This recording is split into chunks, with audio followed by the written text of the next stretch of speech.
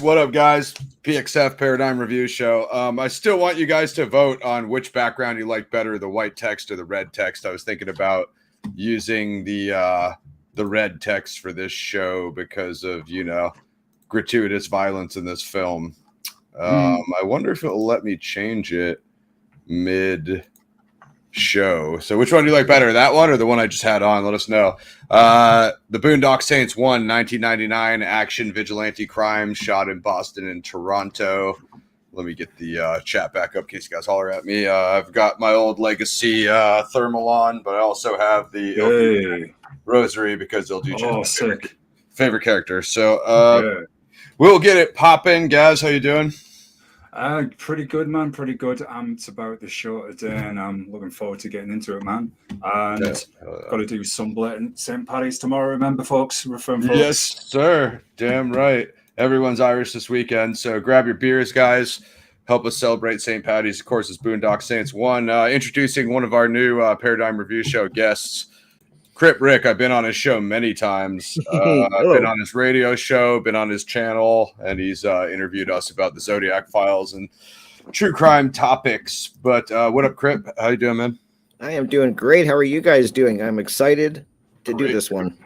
Everyone's Irish. That's right.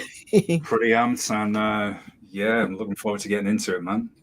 St. Paddy's. All right, let's see if I can. Do you guys like this view better of the side by side, or do you like it better with our separate cubes? That one's better. That one's better. Yeah. We'll keep it rolling. So yeah, what up to the chat? Not really. Actually, usually I keep saying there's not too much channel news. There actually is channel news today, but I don't know if it dropped yet, and I don't know if I should announce it before it goes down. But there's going to be a new podcast dropping that's in the true crime genre. That's all I'm going to say right now. We'll monitor the waves, and maybe if it gets announced during the show, we'll say it at the end.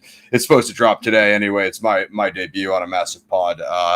But other than that, Gaz and I were thinking about doing the Horror Express. I did send the trailer to Jerome from Mysteries with Mr. Belgique. He wants to be our horror expert along with Lauren Lepre. So, we're looking to do that one next. And then there's actually quite a few shows coming up. I think I'm doing Cooper Chronicles on the 23rd with a author. I just finished his book. Very cool. And then I feel like there was something for tomorrow too, guys. I might drop a trailer on the channel tomorrow. So everybody go check out Camera X over on Lauren's channel, which is Average Superstar TV. I don't know if you caught that trailer yet, Rick, but it's a new PXF official horror movie that's going to be dropping that I was the producer on. So absolutely looking forward to that too. Yes, lots going on with you. Yeah, bro. We like, it's funny because we do some shows like Gaz and I are every weekend. So we're like, last week we're like, hey, there's nothing dropping, or there's stuff. Then and then today there's like 10 updates, and I'm like, all right, which one can I remember? You know what I mean? Granted, I was like at Wu-Tang last night drinking beers, so let's see how the old brainberry works. Luckily for you guys, I've seen this movie 50 times, so I shouldn't forget anything major. But that's it. Make sure you guys go sub to Crip's Rick's I've Been Thinking podcast, and head over to Mosh Shinobi and give Gaz a sub too. Of course, my patron, there's 2 levels there to become a member. You could join with Gmail free. Of course, the members on our channel here, you can get the 3 levels here. And that's the best way to go. The rest of the announcements, you guys can wait to see what I announced on the podcast. Boondock Saints, boys. It's one of the most controversial films of all time. Of course, the initial release got stifled, as we were just talking about off air. There's even some interesting back and forth between like Harvey Weinstein and Troy Duffy. And at the time, Harvey Weinstein was saying, Troy Duffy was a bad person, a bad guy. Well, I mean, look how that looked out for Harvey Weinstein, right? Literally, the entire world knows the guy's scum now. So it was just like one of those early things where like Troy was one of those early people like, I don't know about this guy, you know what I mean? And we don't really talk about that sort of stuff on the channel much, but I'm just going to say Troy was apparently right on that one. So as far as the actual film, of course, we can get into it. You guys are going to die when I pull who these other actors that they wanted for the brothers and for Smecker are, these other people that they looked at. Hilarious. I literally some of them I knew, like Wahlberg, Swayze. A lot of people know those ones. but there's some ones that you guys are going to be very surprised with for Smecker. I'm quite pleased that he ended up being Defoe. I believe Gaz is a Defoe fan as well. So I'm going to start us off with the synopsis, and then we can kind of get into some of these early scenes and sequences. I just burned 5 minutes essentially on nothing, so you guys are welcome. Two Irish Catholic brothers become vigilantes in order to try to wipe out Boston's criminal underworld in the name of God. As we said, directed by Duffy, Willem Dafoe, Patrick Flannery, Norman Reedus. We'll talk about Rocco, and of course, Billy Connolly. Gaz actually knew a lot more about Billy Connolly than I did, so we'll be in-depth deep diving him. Rest in peace, Gaz, as from a few years ago. He is a legendary Glaswegian comedian, actor as well. So funny, man. Which is like how you guys look at him to how we look at him across the pond, because we all know him as Il Duce. He's like this hardcore vigilante legend, and over there he's singing and making hilarious songs. You know what I mean? It's a lot of things Americans don't know about him. I don't know about the Canadian side, Rick. Yeah, I didn't know either. Yep. I think he's still here because he was on. I'm just double checking this, but he was on TV not so long ago because he lives in quite a remote, peaceful area now. But I suppose kind of. No, I guess he's 82. I thought I had seen something about. So I guess I believe it was Bob Marley from Boondock Saints. Billy. He was also a comedian, right? Thankfully, but he's a legend, man. Hilarious comedian and solid acting chops as well. I would say so. Yeah, I thought he had the. I believe there's also some other hilarious ones of who should have played Il Duce, and of course I can't picture it after Connolly's legendary performance of 1 and 2. And I know you recently watched the sequel, Gaz, and it got totally crapped on. Again, it didn't have Smecker. I didn't think it was quite as bad as. Have you seen the second one, Rick? Oh yes, definitely. I just watched the first one again for this and did a little back research, and then I definitely have the second one as well. Yeah, I don't think it's as bad as what people said, and I know you were up and down, Gaz. But what I thought was dope was the Il Duce origin, which I thought was right. I thought was the right way to go with it. You know what I mean? So it had the full Duce story. That was good because it gave you the history. It comes back a little bit at the end as well. The 100%. Cameo with Defoe. The problem with the second one is I feel it's not quite as balanced as the first. The humor is a bit too forced. Julie Benz does her best to replicate the role of Defoe, who obviously comes back at the end. Yeah. But it is no way terrible. It's not as bad as everybody certainly makes 100%. Out. Yeah, I found it quite similar in pacing and structure to the first one. Boys, wherever you care to jump in, the priests are discussing the story of Kitty Genovese. 28-year-old bartender is raped and stabbed outside her apartment where she lived in Kew Gardens, neighborhood of Queens, in the borough of New York City. It's this famous case where I think that's pretty much why the U.S. developed the law of if you see a murder in process and you don't report it, you're for the most part essentially an accomplice because of both sides of these apartment buildings not saying or taking any action. So that essentially is what sets up. What up, Pixie? That's essentially what sets up the the vigilante aspect of these two Irish immigrant brothers. Some shots of the Boston skyline in the opening credits. I've walked by that church and most of those locations probably 1,000 times. Obviously, I went to college down there, as you guys know. But the film is not all filmed in Boston, which is a common misconception. Most of those alleyways and stuff like that is Toronto, which looks exactly the same as Boston. So as long as it's not a skyline or anything. Where they're at, those towers that are on that bridge that goes to Cambridge, it shows the two brothers there looking at the Charles River. I'm pretty sure at some point they fenced off those towers so you can't go in them anymore because some kids got into one and the floor was corroded out of the wood and they fell through to the bottom. So now and again that those have been there for years, and this is filmed in '98. So just a lot of behind the scenes Boston stuff there. Cool. But the early on, they're working in the meat packing plant. They get into an altercation with a large woman. Some comedic relief. Better than what I was going to say. some comedic relief early on of just the brothers up to tomfoolery. So pretty lighthearted, but yeah, my take on it, I think you could argue that Norman Reedus is the better actor. Connor is MacManus is my favorite brother, who's Sean Patrick Flannery. So I don't know how you guys read it, but Connor being the slightly older brother of the twins, I would agree with that. Yeah. I'm pretty much the same as you. My favorite character is actually Paul Smecker. I think he's awesome. But with brothers, they're the same. Yeah, I mean, he's the one known legendary actor at the time. Reedus is not really on the map at this time. He hasn't done Walking Dead yet or any of this stuff. Blade 2, all the stuff people know him from. Patrick Flannery, I think he's probably less on the map than Reedus is at the time, again, which is 98. Both of them kind of blow up later on, much later on, which is funny. Like even Walking Dead fans, they might have been like onto Reedus like that, but you know what I mean? I think like when Flannery shows up in Dexter and all that stuff, a lot of those people still haven't seen Boondock Saints from what Rick was saying, that the original theatrical run was so stifled that what it ended up being was a Blockbuster exclusive. And guys like us will remember Blockbuster, but a lot of the Zoomers on the YouTube right now probably have no idea what Blockbuster is. So when you think about a movie like that got pushed as a VHS tape and then found such success with the DVD, that's really where the cult following came up with.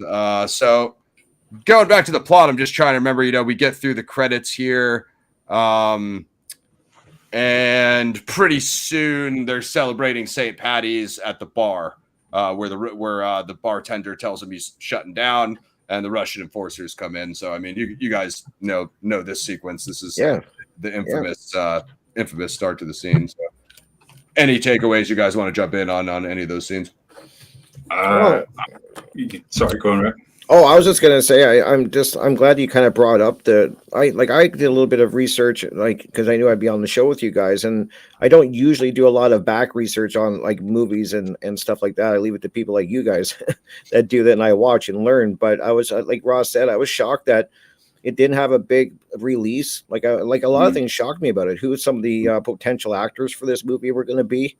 And it didn't have a big, I was really shocked. I was when I was kind of learning all this stuff today. I was like, wow, it was only in theaters for 5 days, and it kind of got pushed. And then, like Ross said, it went to Blockbuster, and then it became this cult classic, which I don't even know if that happens anymore in this day and age. I mean, not with the help of Blockbuster, we can get that. That's for sure. You get that right out of the way. Yeah.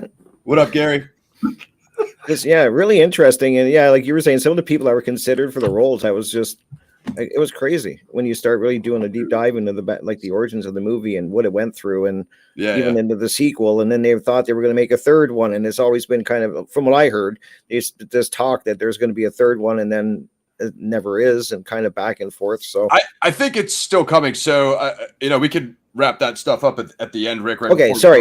Ready. So you're good. Fine, so I recently attended the anniversary, and Troy had one of those videos where he introduces it. Like Tarantino and Tom Cruise. You got to be a legend to have your own little custom drops before and after the movie. And after the movie, Troy was talking about his other stuff that he has other than Boondock Saints, and he was also talking about 3, which I think is called Legion. We'll get into it. I think there's some static between Reedus, Flannery, and Duffy. You know what I mean? Yeah. And so I don't think Duffy's coming back to direct 3. He lives on the East Coast now. He lived in LA for years. I think he lives in Nashville or Kentucky or Tennessee or something like that now. He's got a podcast out called The Boondoctor, and I do want to put this out to all our heads, PXF heads and Boondock heads. He found the original dailies of Boondock 1, the VHS tapes, which he thought were lost. He thought they got ruined or something. Right. So he just dropped a bunch of stuff on his channel of I guess them reviewing the dailies, or maybe he dropped the dailies themselves. That's a big deal, because you know what the dailies are. That's the actual shoots of when they shot the original movie. And apparently they were lost for 20 years because he moved. Whoa. And apparently he dug them up, which is super interesting. So we'll get into 3 and all that stuff. Yeah, that's really cool. But let's do plot. Yeah, the bar scene was awesome. Sorry, I hijacked that kind of bit. I loved it. I love the start of that. The whole face off, and just how everything just totally erupts. The brothers answer Ivan in Russian. Yeah, I love it. His look on his face when they speak, like them speaking the European language is epic. Pixie, if you're in there, could we get Slippy a membership? I want him to see the member perks. They answer him in Russian. Rocco tells the joke of about Ivan's mom. That's what starts the fight because Ivan punches him in the face, right? From him saying that. So that's what starts the bar fight. The dude on the right in the overalls, that's Troy Duffy. That's the director. So I don't know if you guys, I think I pointed him out to you before, guys. I don't know if you guys know what he looks like, but he's kind of that bald dude, Rick. So he's like on the side of the bar fight. And he's fighting. That's the actual writer director of the movie. So he has got a cameo in the bar fight. Hilarious. Let's see. Flannery beats Connor beats some guy up. Murphy gets dropped on the couch and he smashes the wine bottles on that dude's head. And then obviously you guys know how it ends. They tie him to the bar and pour the liquor on his ass and light it on fire. So I like when he's spinning the bottle like in Cocktail. Right before like one of those trick bartenders. And then he's lighting his butt too, I think, with the Zippo, isn't he? Multitasking. It was awesome. Seems like a Boston thing to do. I've been in many Boston pubs, right, and seen a bar fight or two. I've never seen us strap any dude to the bar and light him on fire. But yeah, it is what it is. It's Boston, right? Let's see. I don't think I'm missing any of the chat. We guys talk about beer. Hey, some anti-woke dialogue.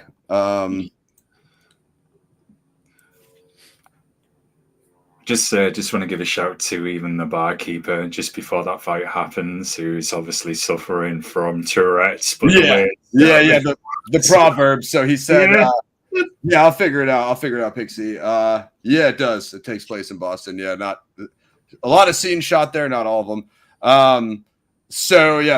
People in glass houses sink ships, and that's where Rocco says we got to get you a proverb book because this mixing and matching is not working. The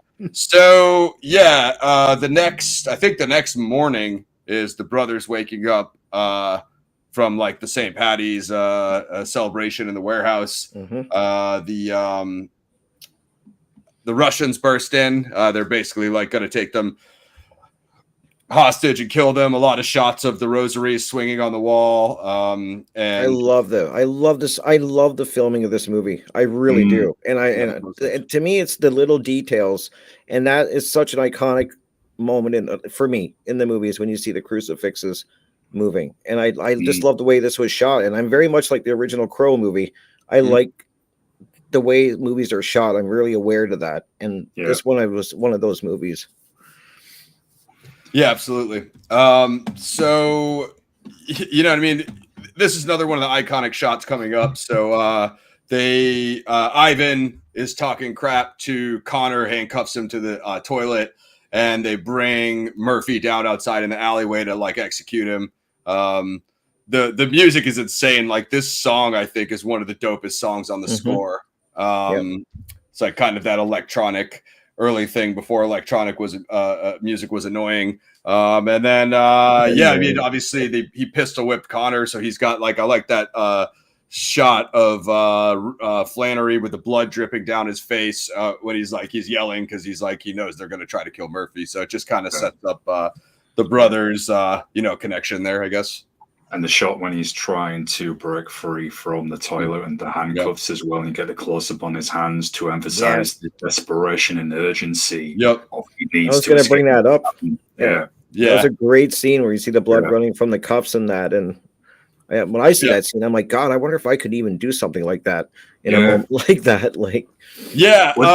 So go ahead, guys. Were you gonna say something? I was just going to say what's good about it is it like Rick just said that it gets you thinking, would you do that in that situation? Would you fight through the pain? Like my brother, it's his life or death. I've got to break free. Doesn't care what happens to me. 100%. I've got to get out of there. Yeah. So 100%. Yeah. You guys have seen Wall Street on the show. That's my brother. There'd be no question. So this back story on this one, this came about because the Troy Duffy's band did the score, the soundtrack, and they were called The Brood, but when the movie came out, they renamed their band to the Boondock Saints. But Troy and his brother Taylor are in the band together. And I think Taylor had some input on the script because this scene came about because Troy was like writing it. I think they were living together in their LA apartment or whatever. And he was like, hey, what would you do if like guys burst in and they handcuffed like to the toilet and said they're going to kill us? And he was like, I would just rip it out of the, you know what I mean? So like that, Troy was like, ding, ding, ding. And he comes up with like one of the most awesome scenes like anyone's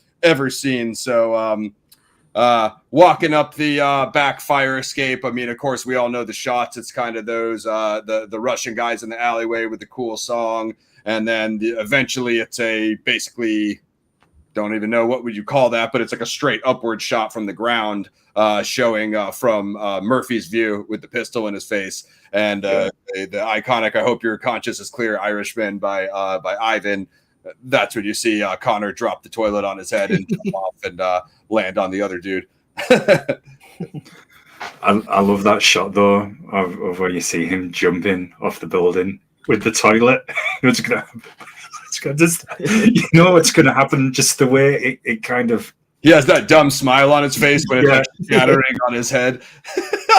It's so well done, and it emphasizes the whole scene great because it's funny and also brutal when it does hit the guy as well. It's just... And no matter how many times I see it, just always makes me crack up. My only problem is like the suspension of realism when Connor like just like lands on that other dude and he just like taps with his hands, because I don't think that would do it from like 5 stories. Like they should have had, because he's wearing the construction boots, right? They should have had his feet land right on his shoulders and crumpled him. You know what I mean? That way it would have broke the fall, because it's like, dude, if you jump and you just tap some guy with your hands, like, yeah, it might break like a little bit of your fall, but all the impact's going to be on your feet, your ankles. And bro's not even wearing pants. He's wearing a bathrobe. You know what I mean? Yeah. So, I mean, he did get messed up from the fall. That's why Murphy was trying to slap him awake. And they obviously brought him to the hospital after that because they had to, you know.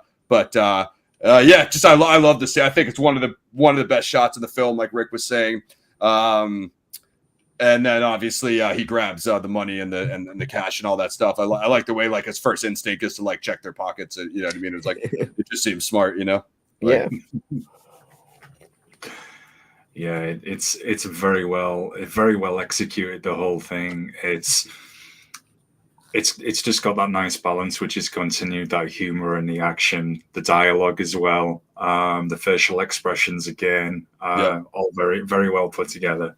Yeah, hilarious. So let's see. I don't know if you guys. I mean, I know. Okay, so then it basically is it's Smecker's introduction, right? It basically it's Greenlee's story about some huge friggin' guy in the alleyway, and he tells his like awful theory. And Smecker's like, brilliant. So we got a serial crusher and a huge guy theory. Brilliant, top-notch work. He's like, who the F are you? He's like, that's who the F I am. Special agent, FBI, the Federal Bureau badge. He does the good stuff. No doubt. He does the old opera routine of putting in the CD player in and the ballet dance of how he breaks down the crime scene. So it's Smecker's eccentricism there, I guess. Oh, definitely. And I love that about it. I love that character through the whole movie. I just like the way he narrates. I kind of like movies that do that. Somebody that kind of like walk you through and add something, like just kind of guide you along the show. The movie. Yeah, I mean, I don't want to spoil it for like anyone who hasn't seen this 35-year-old movie, but you know what I mean? Like, I like the evolution, like Rick was saying, of he breaks down the crime scenes. Yeah. Each time the Saints do an attack, Smecker breaks it down. Like, it basically shows them going in, and then it shows you the aftermath, and then it shows Smecker like it happened like this. But as he's doing it, they eventually blend them together. So Smecker is actually there explaining the crime while they're doing it. We'll come to that scene when they blend. I think that's when it works the best. You know, is when they're right there. He's side by side with them. Yep. He's explaining what they're doing, kind of like Rick said, like a kind of breaking the fourth wall a little bit. But he's like there's version on it, definitely. A narrator, but like, you know what I mean? He's like, it's like he knows what happened, but he wasn't there. You know, and the way he's able to explain it is super sick. We'll definitely come to that. It's like he has a theatrical delivery as well, contained in his narration, which just adds to it. Yeah, 100%. I couldn't agree more. So yeah, I mean, we get a little taste of him. Eventually, Smecker finds all the shells. He finds he asks about the broken pipes because he figured out what happened. He kind of figures out early on that it's self-defense because based on the crime scene, it doesn't really. It's like it's not gang war. It's obvious a mafia crime would never be this sloppy, right? They're in and out, so it wouldn't be mafia on mafia, not based on the evidence. And that's when Smecker's back at the station. He's just giving the speech. He's still going back and forth with Greenlee. Greenlee says like the guys whoever did that are just like going to run away and ghost. And as we all know, that's when the MacManus brothers are walking through the front door of the police station behind him. So while he's saying it. Well, the way they torment that cop through it is great. It really is he's always getting something wrong. Yeah, he's always making him go get him a bagel or a coffee. Smecker always bugs him. I think the line at that part is that what he says, like, "Well, Greeley's out getting coffee. Does anybody else want anything?" He's like, "Oh," and when they went up in the warehouse too, it was like he's like, "That's crazy. That would never happen." He's like, "Oh, really? I might just be wanting a bagel with my coffee." And he looks at the other guy. I ain't getting him no effing bagel, Greeley, oh wait, no, that might have been when they came in. That might have been when he said Greeley onion bagel cream cheese. But so it sets up the Smecker MacManus brothers face off.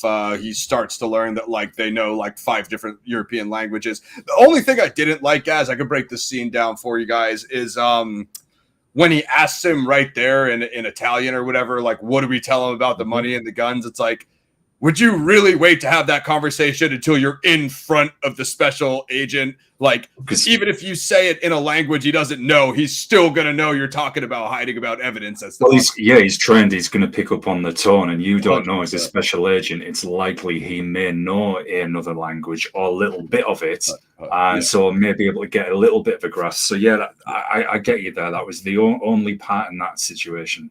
I would have did it where like they had that conversation right before they walked in, like, "Hey, before we go through the door," and then you're not doing it in front of the guy. But again, that's nitpicking. It's whatever.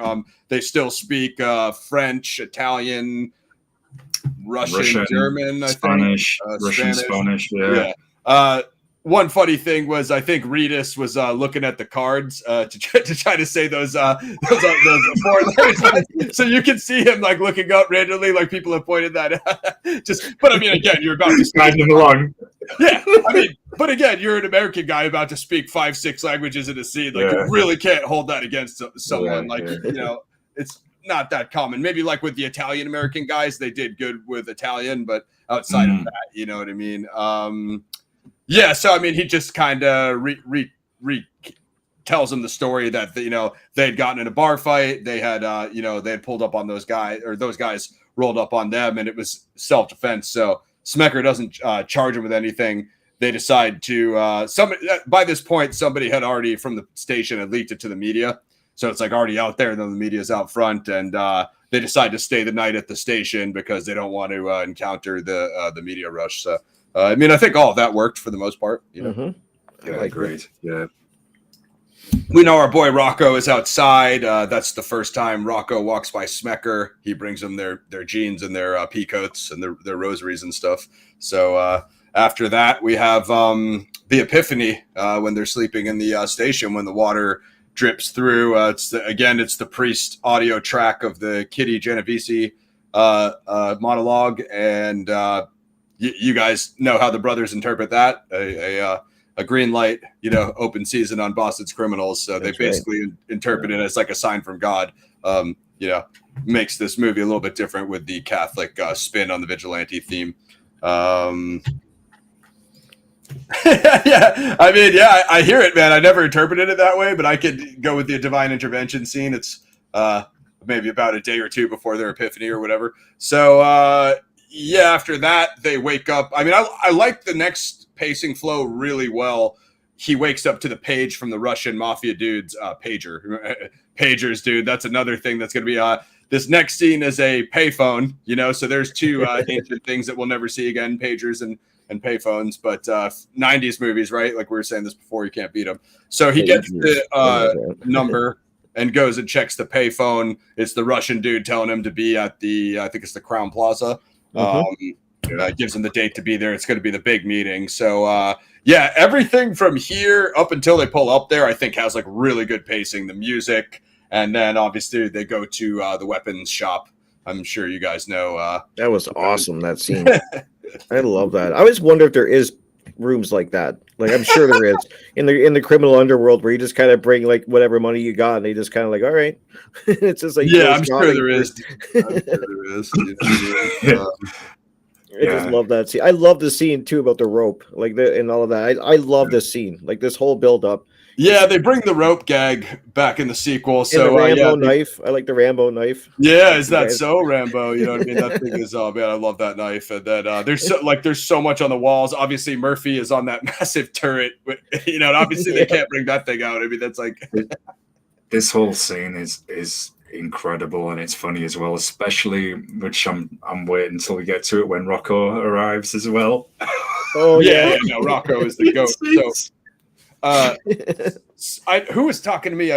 Slip. I think that was you talking to me about Rocco last time. So his name's actually David Della Rocco. So when it showed like their little character cards, Troy kept his real name because Rocco was a bartender that worked with Troy at that bar. So wow. Yeah, it's cool. Rocco's he's like a caricature of his real actor self. You know.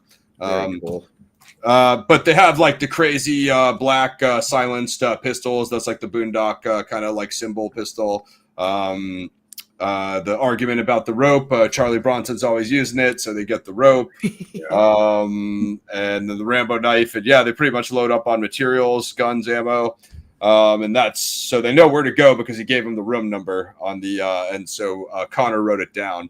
So this building is so sick, guys. I always wanted to because when they walk through that red awning right there in the scene before they go up the elevator, that was there for years, dude. I think it might still be there, and then we'll come later to the jail that Il Duce was in, which is now like a high-end hotel, if you guys can believe that, called the Liberty. Wow, really? Totally redone. It's absolutely cool and expensive. I did stay there the last time I went to Boston, but I always wanted to get a room at Crown Plaza because of this Russian mafia scene right here that we're coming to, that suite that they're in. I'm like, dude, I don't even know if they actually shot that there, but I'm like, if they did, bro, I got to get that suite. You know what I mean? It's probably a freaking $1 million per night. Cool. But, so they stop the elevator. They're climbing through the vents. They got the face mask on.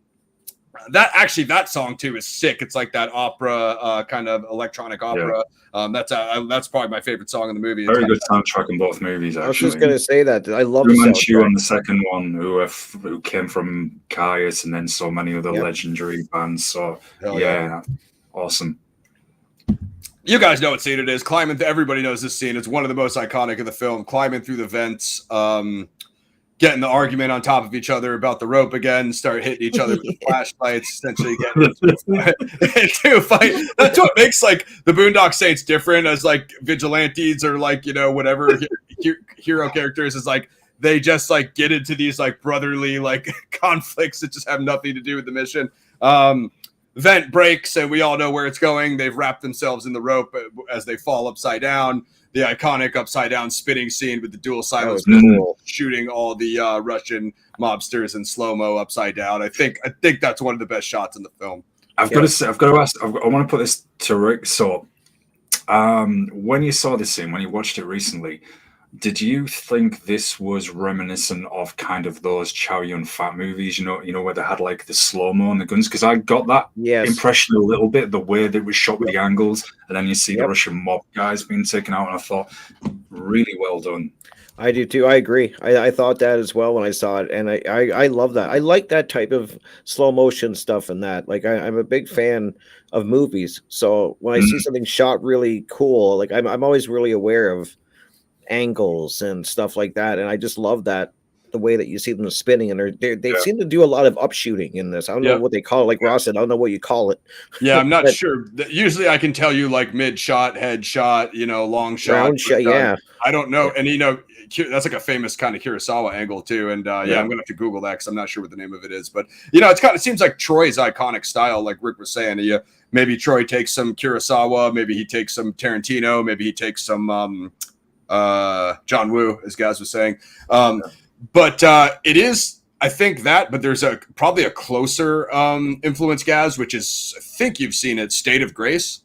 State of Grace, yeah. So that's where the Irish mafia, Irish mob slow-mo shootouts came from. Of course, Bullet Time from Max Payne, and everybody will, whose games would know that reference. But usually my St. Paddy's Day, I used to watch Boondock a lot on St. Paddy's, but I also started watching State of Grace a lot more in recent years. I'd put up that one, I don't know if you've seen it, Rick, but no, I'm writing it down though.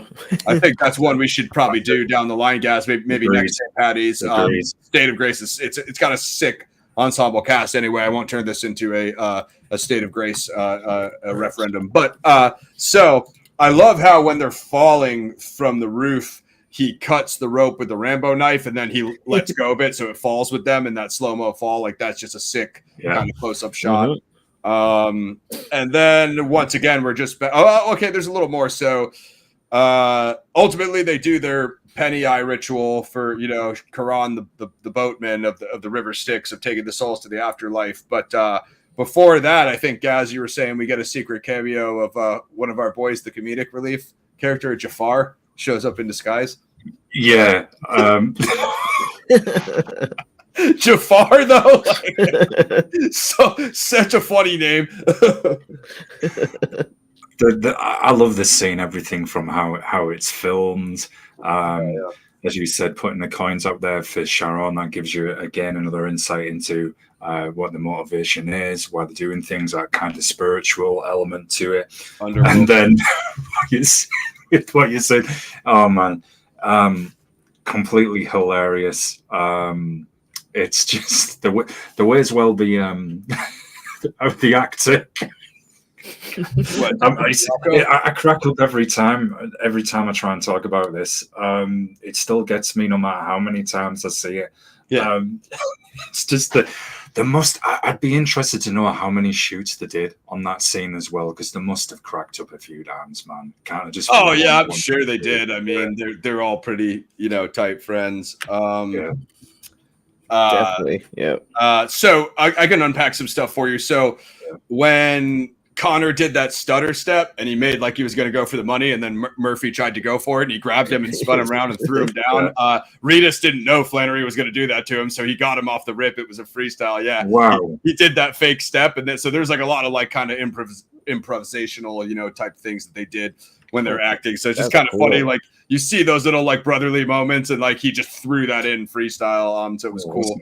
They're going for the money bag. Obviously, hey, there's a big bag over there. What do you suppose is in it? Like, obviously, that's the stacks. Jafar comes to the door. They decide to F with him, right? Oh my God. He's like, no, it's a mask down. They let him in, get on the ground. Like, what I don't get though, is like, dude, Rocco knows they wear the P coats, like Rick was saying. He knows they have Irish accents, so I know that they were like yelling. But like, why didn't he notice it was the MacManuses? I've got to. I see your point there. But you could be surprised by having a gun pulled on you and not being paying attention to accent. Yeah, I mean, mentally not with it for a second. Just this whole freak out and breakdown in that whole scene is completely hilarious. There was just like.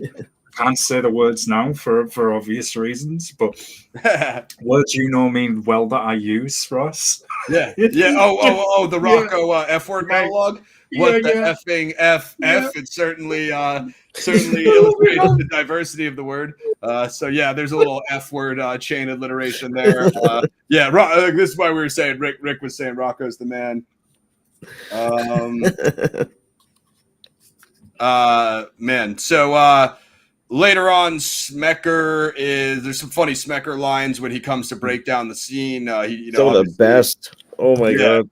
Yeah, this is they were here for the fat man. Obviously, the cop calls him the other F man. The what man? The fat man. Okay, so this F word man again. Trying to dance around this as eloquently as I can around this YouTube algorithm, guys, so I don't get demonetized. I don't know what we could say that that's allowed anymore in this woke age. Man. Yeah. So he's talking to the cops. They're like, he's like, they're talking about how they executed the main boss, and he's like, they shot him at a downward angle. Like, good. Next, Greeley. They shot him at a downward angle. Greeley just like repeats the guy before him. And then what's his name has the bullseye tie. Hilarious. This is where Smecker does the kind of makes me feel like river dancing. Yeah, I love that. River dances off the couch. Yeah. He some of his scenes are absolutely awesome, as well as I have to put this delicately. I'll say his bedroom scene where he wakes up with his boyfriend as well. Yes, yes. I don't. His boyfriend is wanting to display some affection, and Smecker's reply. I don't think he's his boyfriend. He's more like a one-night stand. Yeah. I'm being nice. You're companion. You're embellishing. All right, so the twins kill 9 of Russian mobsters while Rocco, a friend of the twins and errand boy for local mafia boss Giuseppe Papagioliacavetta, surprises them after being sent by his boss to carry out a hit. So we didn't talk about Rocco's gun, a 6-shooter for 9 bodies, and those 9 bodies. Yeah. What are you gonna do? Laugh the other 3 to death? What the F are you gonna do? Laugh the last 3 to death? Funny, man. You know what I mean? It's the iconic Connor line. What do you guys make of that? You guys think Papa Joe set up Rocco? Well, yeah, it seems that way. Yeah, definitely. It's the only thing it could be, right? They just didn't want to pay him anymore, which is... And it serves up for his whole reason for Rocco joining the brothers as well. Yep. Yeah, 100%. Yeah, it works. Yeah. We'll talk about how they... I would have handled it, Pixie. Thank you. Appreciate it.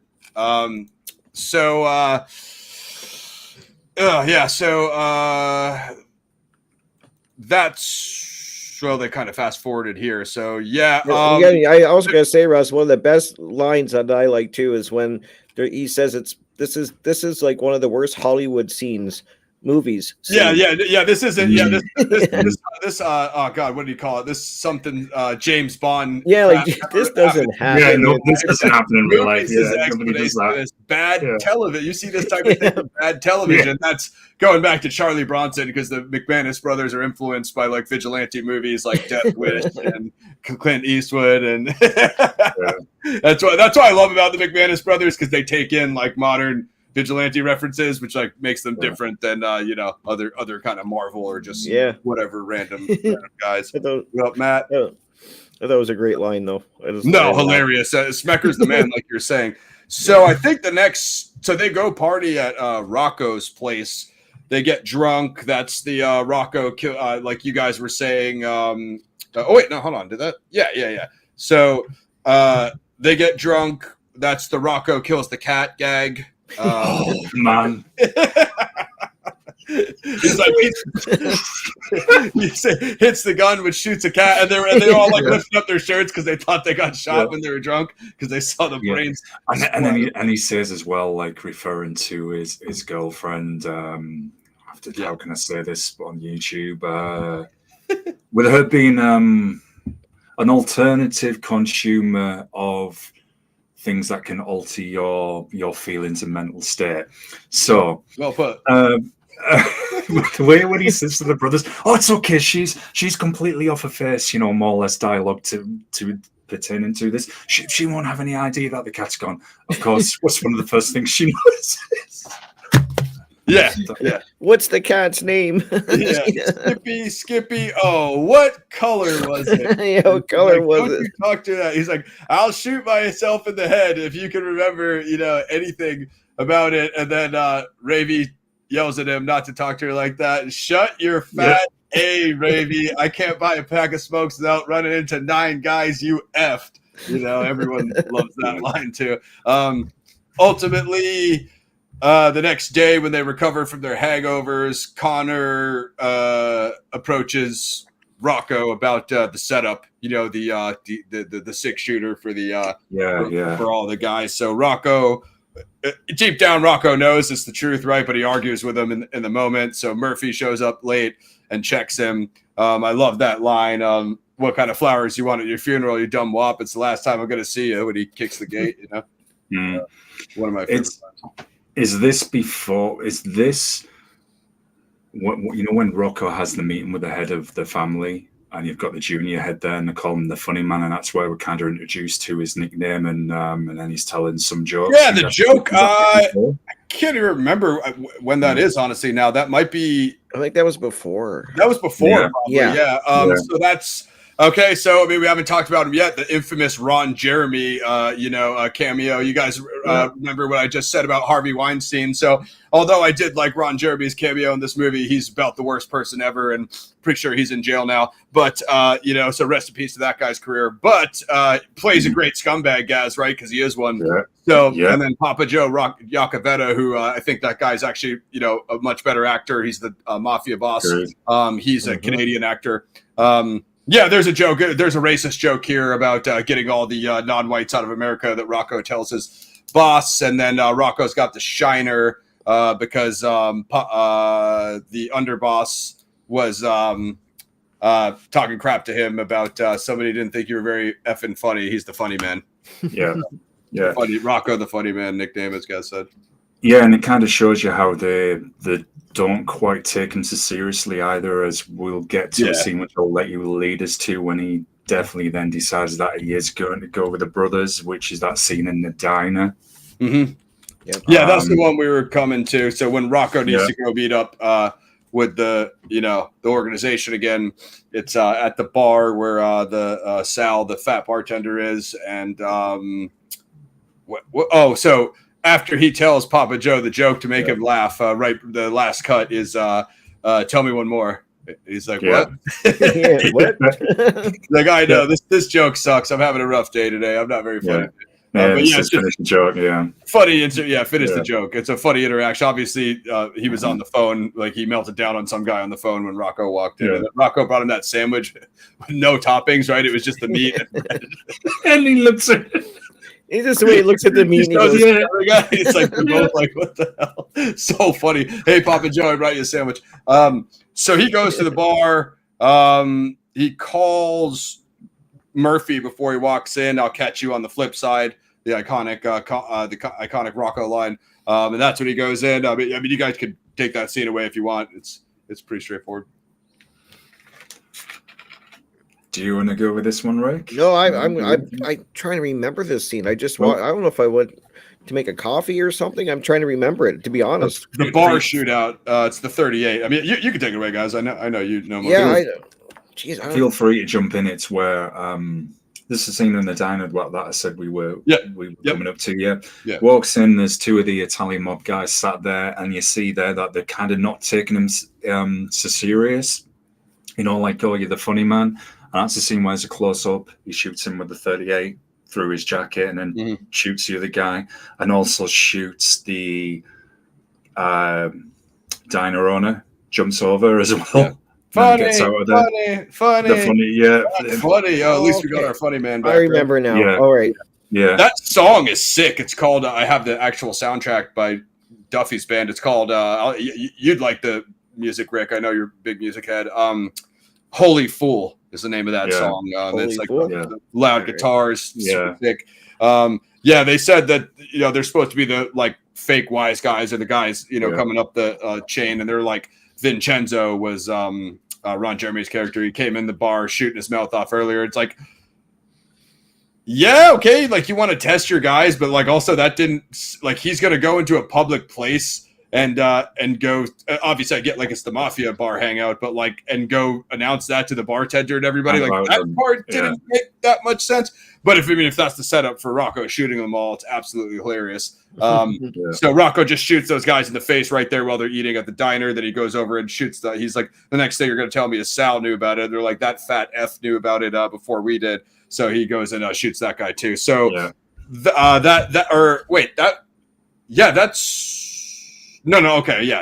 right. So then that's, as Gaz was saying, what sets up Rocco versus Vincenzo. Yeah. So when he tells them, when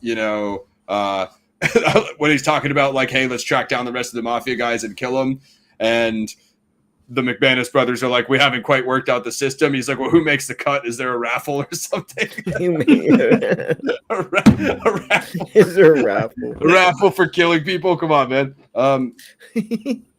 Just hilarious. So I think, I can't remember. I think, is this the sequence when they go to early morning church and Rocco catches Smecker?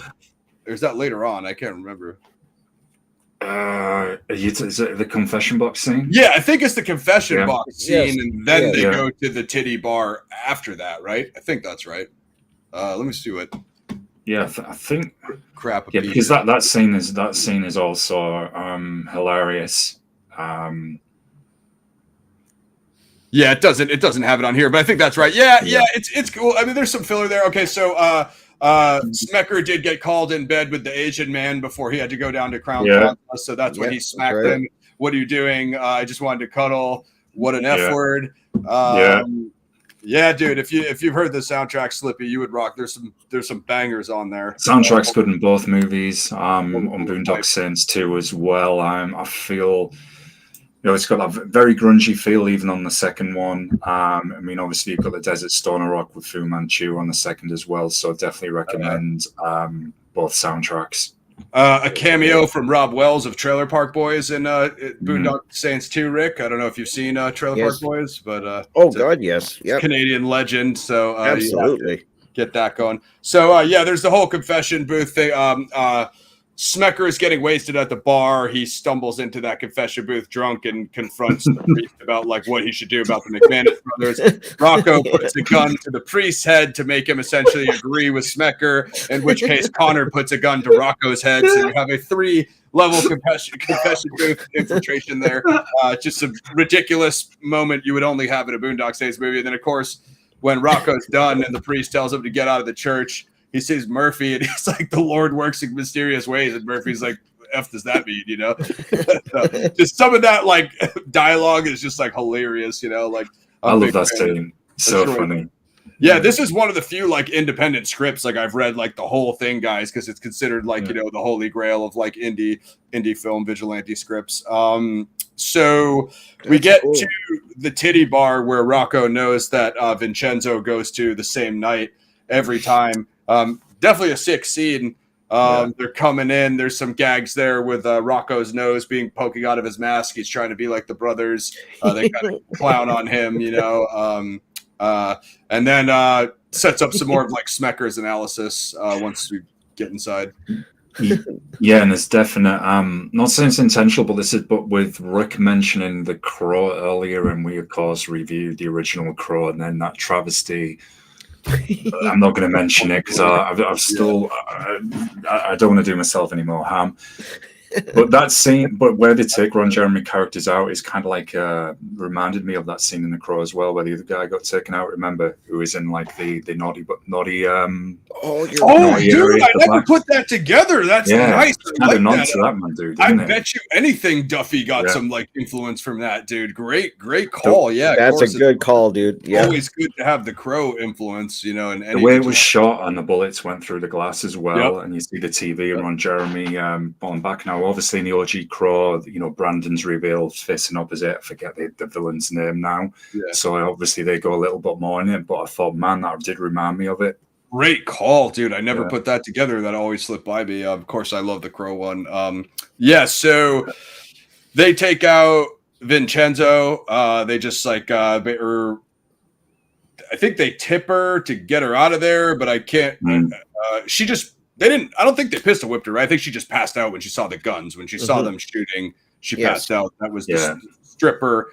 She told him that the other two guys are scumbags and that you can see them through the one-way glass. I think before she passed out or whatever. So they eliminated Vincenzo. Always good to see him go. And then Rocco, the grope moment. Rocco grabs the boob when it plays the music.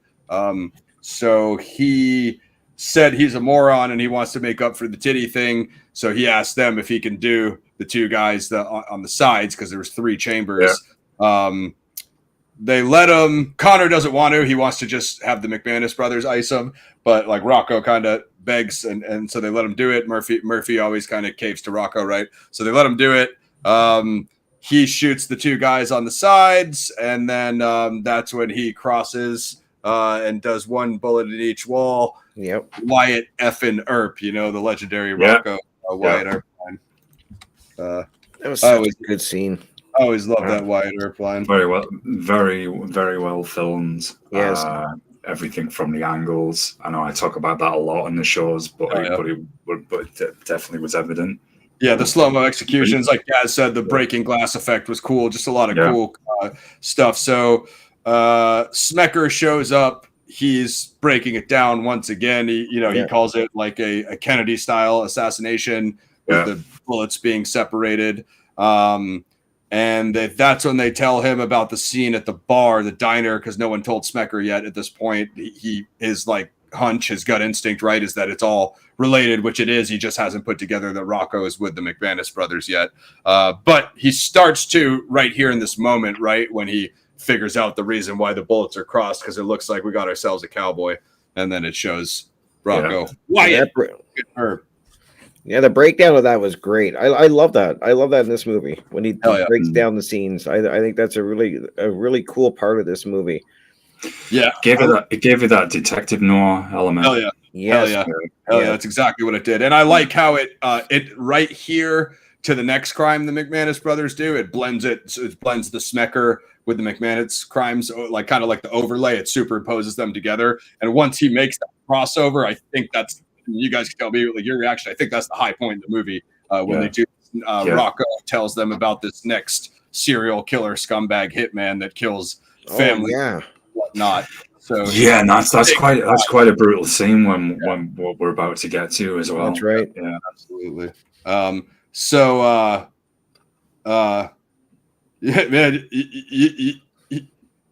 if you don't know who, what Slipknot said, if you don't know who Ron Jeremy is, like, you're just better off not knowing now because the guy's like, If you haven't seen Boondock Saints 1, that's his best work. You probably don't want to watch the rest of his industry work, and I'll leave it at that. Not if you want to be scared. His previous career, you don't want to be blind for the rest of your life. Do not Google Ron Jeremy. This is a PXF warning. Look, me and Gaz don't do too many disclosures. This is a Grindhouse channel. Right now, we're warning you, and mind you, that's me and Gaz. Warning you. If you want to suffer a worse reaction than myself and Ross to the Crow remake, then go watch Ron Jeremy. But that's on you. That is not on us. That is a disclaimer. Fair warning. Fair warning. Rocco tells him the. Let's see what Wiki says. Okay, so. Falsely believing that Rocco is behind the murders, Papa Joe hires the legendary hitman Il Duce to deal with the problem. Rocco takes revenge on his former crew and convinces the twins to shoot up a gambling den so he could execute a criminal he was once forced to assist in a heinous crime. We're going to break that down. I'll set it up. I mean, you guys can take it wherever you want it.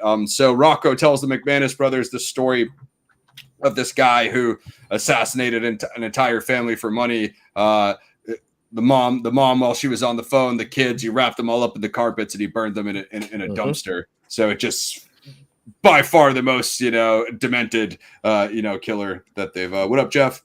Yeah, and the actor portrays that role so well as well. Very methodical, no emotion, just literally does his job. Professional. You see the shot of the wife on the phone in the background talking to someone. He walks in the kitchen, walks in and out of rooms. That's it, and then of course the carpet as well. Yeah, razor blades. It's insane, man. I don't think he has any dialogue. He has no dialogue. He never talks.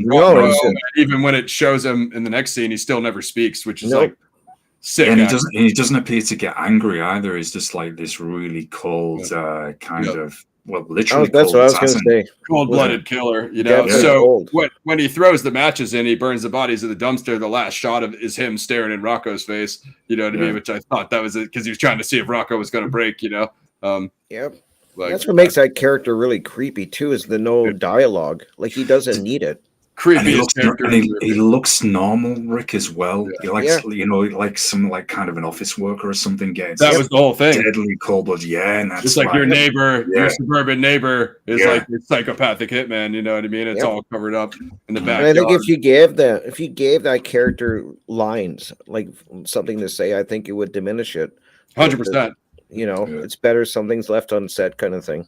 It's a bit like how Danny Trejo's knife throwing dude in Machete. He doesn't have any lines either, so it's just all like physicality acting. You know what I mean? Which is similar type of thing. So this is the scene where the Smecker analysis is overlaid and superimposed actually right next to the MacManus brothers. So as they come up, they know the scumbag guy has all the mafiosos in the clubhouse, and it's basically a one-way door in the backyard. So they come through the garage where the kid takes his bike out, the guy's son, and they get the wife to get her to open the door. I think Connor punks Rocco there, and he says, "Why do I always have to be on B-word detail?" And then after she punches the code, what Smecker says is they tased her from the or stun gunned her from the burn on her neck, so she went down out of consciousness. And when they open the door, room full of bad guys. So you know what the MacManus brothers do, boys. So yeah, this is a very it's a very chaotic scene, isn't it? The two of the guys hide under the pool table as well. Yeah.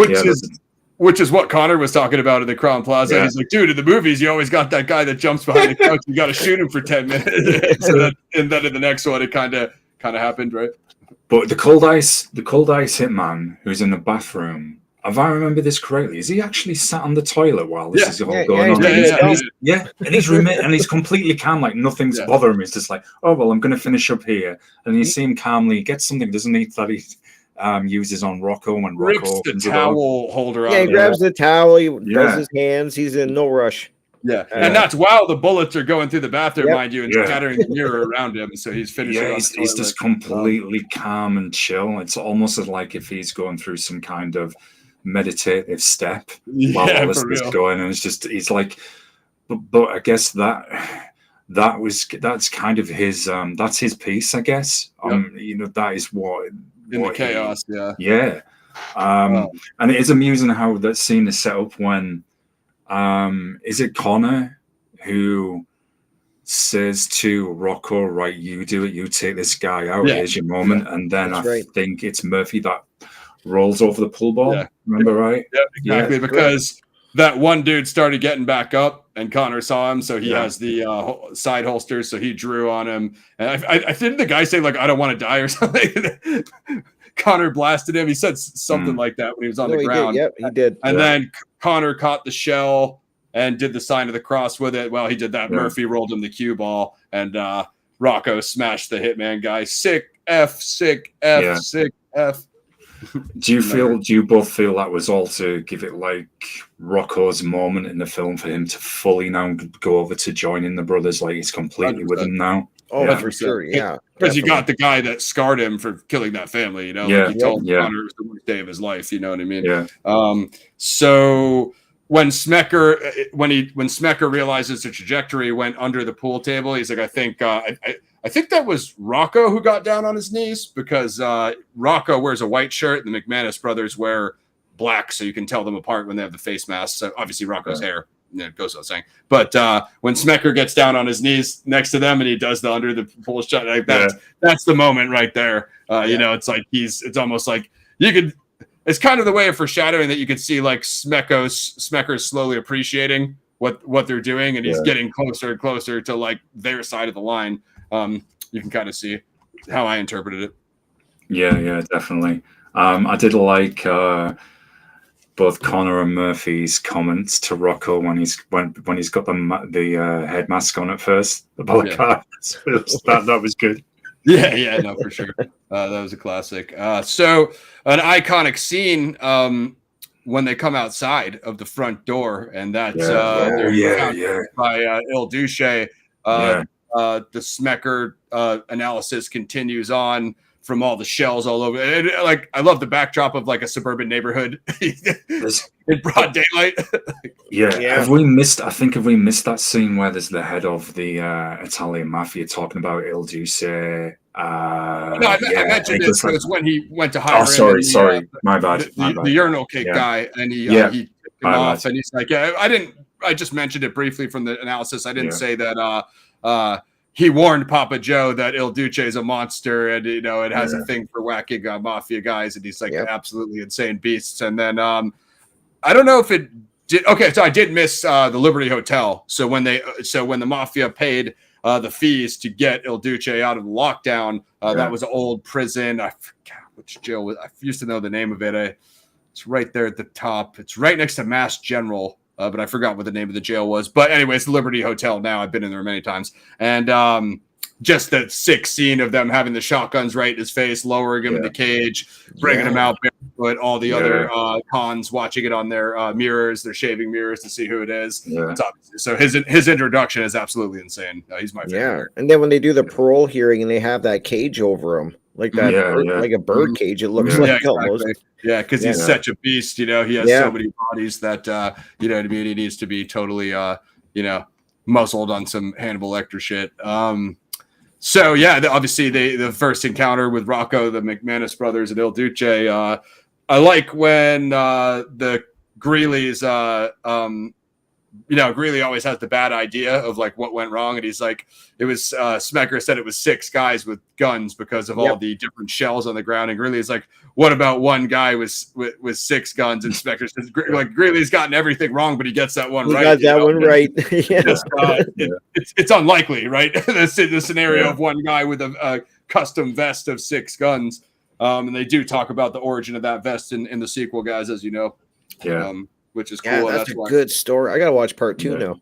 Yeah, I would, bro. I would. I like the Il Duce origin a lot, and there's I do too. In the in Nomine Patri, the secret history of Il Duce. So you get more of it in the graphic novel. Oh wow! Nice. Sick, but I'm a true Boondock vet. But man, yeah. So between that, got the coolest stuff, dude. Like that and the second movie.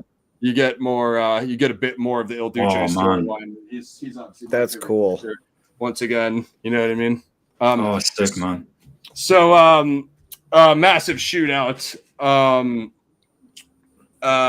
Pretty much everybody gets wounded. Il Duce gets shot. He kind of moves across the car behind him as he's double drawing on them. And that car behind him just gets totally peppered by the MacManus brothers and Rocco. The house is peppered.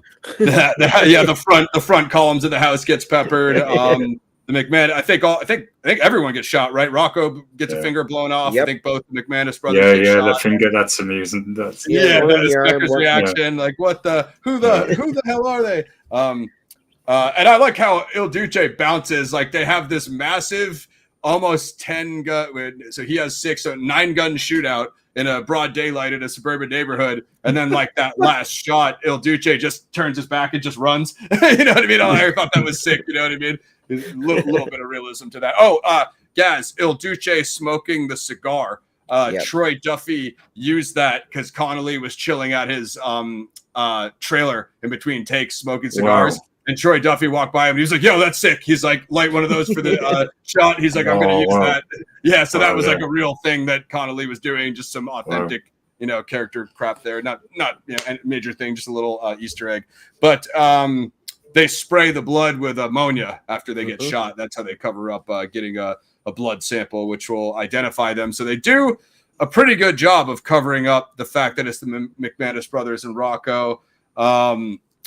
But what's the one mistake, guys? The one mistake. Well, the one mistake is, and I'm going to demonstrate utter professionalism. My mind has gotten evaporated live on there, so there's my mistake. And I had this right. Well, I was asking about the MacManus brothers and Rocco's mistake, guys. So Rocco lost his thumb or a finger in the firefight. He tried to look for it, but they had to bounce. So he couldn't grab it in time. So when Smecker shows up, when he smells the ammonia and he realizes there's like another, what would they call that? Like unidentified agent on the chemicals, so they can't do the blood analysis. Smecker's meltdown. Who the F are they? Who the F are they? I've never seen anything like this in my freaking life. He's in the bushes, losing it. His suit is all messed up. His suit is all messed up with this. That's the Rocco haircut, Pixie. I started thinking of the second movie where Il Duce is an island and and he's talking to the priest and he's saying, because obviously, spoiler alert, folks, in the second one, a priest is off and that's what gets the brothers back to Boston. And there's an exchange where Il Duce says, right, this plan worked apart from one mistake. And then he's talking to actually another priest, not the one who was off. and says, "Well, what was the mistake?" Says, "Well, it's brought them back. It worked." So my mind went to the second movie there for a moment, even which was it happens. It happens.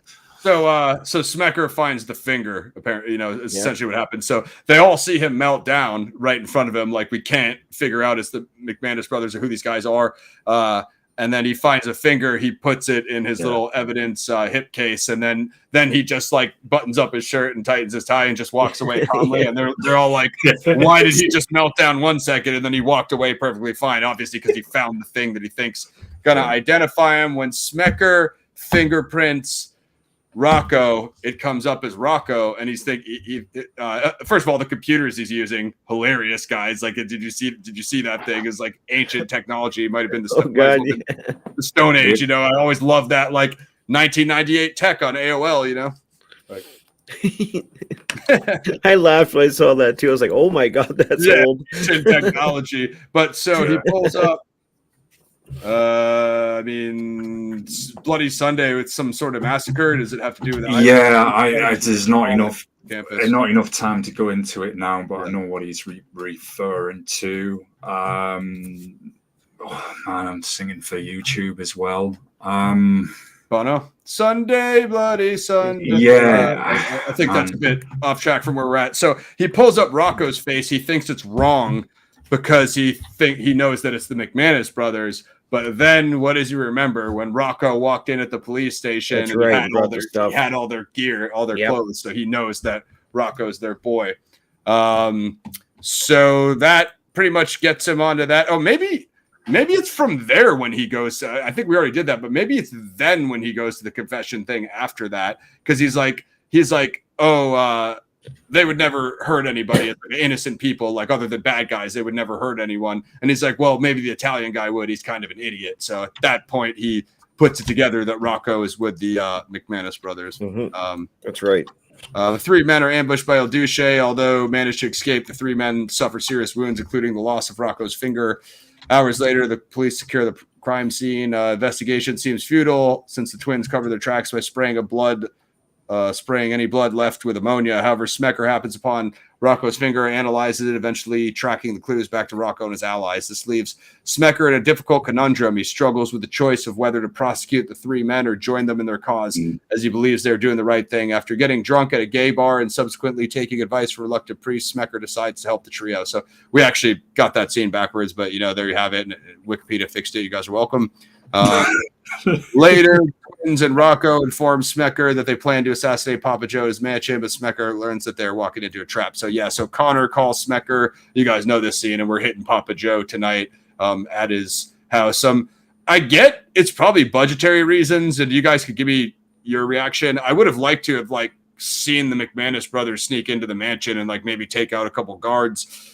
And what we got was they're already caught by the time we get to the mansion. Right. It seems like a bad mistake for vigilantes trying to take off a mafia boss. That never would have happened to Il Duce. That's my for sure. And another part though, Ross, that we kind of missed too, that creeps me out, is when after they do get injured in that shootout, they go back to the apartment and they're tending cauterizing the burns. Yeah, with the iron. I'm just like, oh my god. Yeah, good call. I didn't mention that. Yeah, they cauterize the burns. So I know when they were yelling, Flannery, who is Connor, kind of blew his voice when they were cauterizing those burns, Rick. So that came into when they do that final speech at the last scene. Flannery's voice was super, stressed. Yeah. From, when they were because they were actually yelling when they were doing that. You know what I mean? So yeah, they melt Rocco's finger down, and then they cauterize their own burns with hot iron, like Rick was saying. That kind of showed the vigilante endurance. Which set them up to be badass in this last scene, but just I'm half Irish as well, Pixie, and half Sicilian. But just when so we come in, and then Papa Joe's guys have already caught the MacManus brothers and Rocco.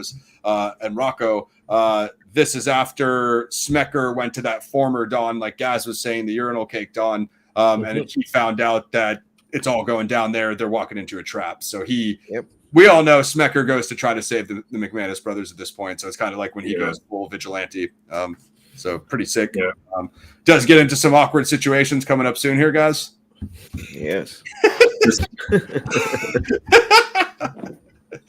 But I love the Papa Joe stuff, the lines he has to Rocco and the brothers, before. There are some. I feel this part of the movie just kind of elevates it even further. It really steps up a notch. When Smecker goes over and is now fully behind them as well, why they're doing and is totally gone over. She's pretty incredible, and I can relate. Pixie, I'm a mongrel myself, so yeah, I can relate to what you said. You want to talk about a drinking problem? Try half Italian, half Irish from Boston. I unfortunately left my beer at Wall Street's house. Otherwise, I was going to go ham for you guys, but get boring sober Ross today. 100%, guys. So as we were saying, Papa Joe comes in. He's trying to get them to talk. They're obviously not going to talk. He shoots off Rocco's finger.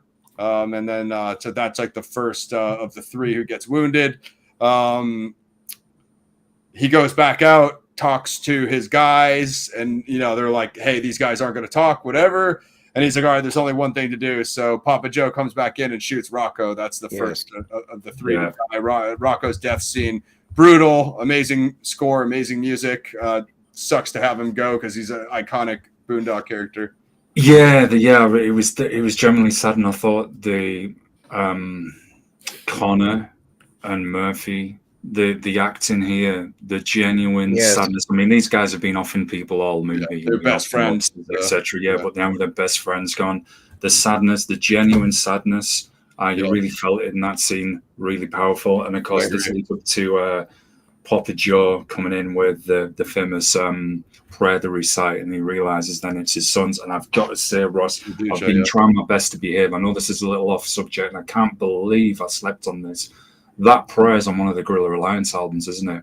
In the intro. The one where Dooch is talking about the sword. I think that's in the beginning when the brothers kiss the cross. That's on the beginning of the Angel Scroll. Rest in peace to VI. That's in my music. Yeah. I knew I'd heard it somewhere, man. I knew I had, and I was thinking, I'm sure Ross and Mac put this out on one of their albums. So that's cool. But I think there's some things in between there, guys, before El Duce comes in. So Papa Joe tells the guys he's going to leave, and his enforcers, he tells them to deal with El Duce. So Smecker comes to the front door dressed as a woman. Yep. Gino, the goofy fat guy, apparently thinks that Defoe dressed as a woman is a hot chick. So he goes. It's right. Yep. Brings him to the bathroom. I can't believe I forgot this now. Yeah, the awkward moment. Yeah, you fast forward. Coming back in, but what actually happened? Now I've seen it. Smecker is in there with him. That guy starts taking his pants off. Smecker kicks him in the groin. Silent pistol to the head. He starts pulling off the wig. What I love is like Gino's surprised that was a man when the wig started coming off. Like, all of a sudden, like you didn't notice that when he walked in because he was wearing lipstick. Like, bro, Dude, I was getting it. It made me think of the detective in South Park. He was dressing in drag and went in there and got his evidence from all those guys. And that's all I'm going to say. And then, so after Smecker kills Gino, when he comes out of the bathroom with the wig all messed up, and that other the next guy's like, "Hey, baby, is it 2 for 1?" So Silence pistols that guy. And then Smecker comes across the third dude who has his throat slit with the what do they call that? Like kraut wire. Razor wire. That is the sign that Il Duce is already there. Il Duce comes up behind Smecker, pistol whips him that's what saved Smecker, right? Was the wig, because from behind Il Duce thought it was a woman, right? Otherwise he would have just shot him. So I thought that was dope, because Il Duce doesn't kill women and children. That was his one rule. I never caught that till you just said that. Yeah. I was trying to pay super close attention this time when I watched it, Rick, because I always try to bring something new to the reviews. And earlier on, the urinal cake Don told Don Iacovetta that he only had one rule: no women, no children. That's right. So, and he had the wig on. Yeah, if Smecker is facing the other way, and you know what I mean, he can see it's a man. And he's armed. He's just going to kill you because you're there. That's right. Saved by a wig. Yep. So that's when he comes in. Guns drawn. He's about to light up the MacManus brothers, but they're putting the coins on Rocco's eyes to send him to the afterlife. And they start the shepherds we shall be for thee, my Lord, for thee. Duce joins in with the prayer because he's the one that taught it to him. He's their father reveal, guys, because as they were saying, he just came in and picked it up, in momentum with him. Really good scene as well. Really good scene, and how then they all reunited, joined together, which is continued in the second movie. The Three Saints. Yeah, which is great. I wanted to point something out when they were at the titty bar. When it said "Abandon all hope, ye who enter here," when they left, they wrote that after they left, right? Because when they came in, it didn't say that on the door. So I'm pretty sure that was like a little sign that they wrote that on the door. I believe so. Abandon hope, all ye who enter here. Yeah, they're on the wall. Yeah, that was sick, dude. I really never thought about that. Like I always figured like they wrote it because it only shows it anyway. Good catch. Yeah, I called him Duke. I meant to say Eldon Hoke. Of course, we talked about that with Spy Fox Pixie. The final fight, guys, as Gaz said. So they go. So they're with Il Duce, and the three MacManuses are together now and form their final triad of terror. And they plan to hit Don Iacovetta at the courthouse. And this time, Smecker and Greenlee and all those guys are helping them. So their Irish boy from the bar goes and hits the fire alarm. And I was kind of thinking too, like, okay, yeah, the fire alarm will get most of the civvies out, but like, I don't think a courthouse is just going to like let all their security walk out the door because someone pulled the fire alarm, right? That wouldn't really make sense. But again, I can get from getting the civilians out, I can understand it. You know what I mean? But it's that's not just going to totally disable the security at a courthouse, right? That would be insane. You could just anyone could just pull a fire alarm, do any crime. Yeah, dude, I like Celtic crosses too. Celtic crosses are awesome. Yeah, you got a legendary band, Celtic Frost, of course. You want to set this one up, guys? I just want to refill my water, man. It's the courthouse scene. I'm sure they come in through the metal detector, blah blah blah. Yeah, this is where take it away, lad. Where Paul Smecker lets them into the courthouse. So now he's fully with the brothers. I like that. It was quite subtle the way they walked in as well. And I believe there was a bag goes over the metal detector. Going over top. Yeah, that was cool. Yeah, they tossed their nice over it so it doesn't go off. That was sick. Like you were saying earlier, Rick, all these subtle touches in the movie really make it. If you notice it, like in I believe it's in the second movie, as me and Ross were talking about earlier, we reviewed one of Flannery's movies. He's a BJJ black belt, and there's the scene in the second movie where he does a hip throw, very well executed as well. So this is the joke on the boat too. And this is where they go into the courtroom. And isn't this where they reveal themselves to the jury there, because there's the head of the Italian mob is in there. He's waiting sentencing, and they address the jurors. Right, we want you to witness us, remember, and you get further insight into their spiritual cause as well. Like, for all those who commit evil, will be coming for you. I'm kind of giving you a really kind of super kind of bite-sized breakdown here. But it's really well done the way it's done. The way Papa Joe is positioned at the head of them as well. Like the father, the patriarchs reunited with them, and we see like it's almost as if it's. I don't know if he intended to do this when he made it, but it's like as if it's a nod to the Holy Trinity as well. Oh, it's definitely intentional. I would think so. Yeah, it's intentional. So. It's the sawed-off shotgun to the back of his head with the two brothers' pistols, so 3 guns to the back of his head. The red-haired girl is crying with her eyes closed, and El Duce tells her, like, you're going to want to see this because they're going to ask you what happened, and you're going to need to tell them, like what we did here. The 3 speech, I think, until Duce sets it off. It's the most iconic dialogue in the movie. Now you will receive us. We do not want your tired and you're sick. It is your evil that will be sought by us. That tells you how many times I've seen this movie, guys, that I could recite most of it by heart without looking at the text. It's like, basically, if you commit these crimes, one day, if you do, you will turn back and you will see we 3, meaning like, they're going to hunt you down to the ends of the earth if you're like an evildoer, like Gaz was saying. So I'm sure you were feeling the scene, Rick.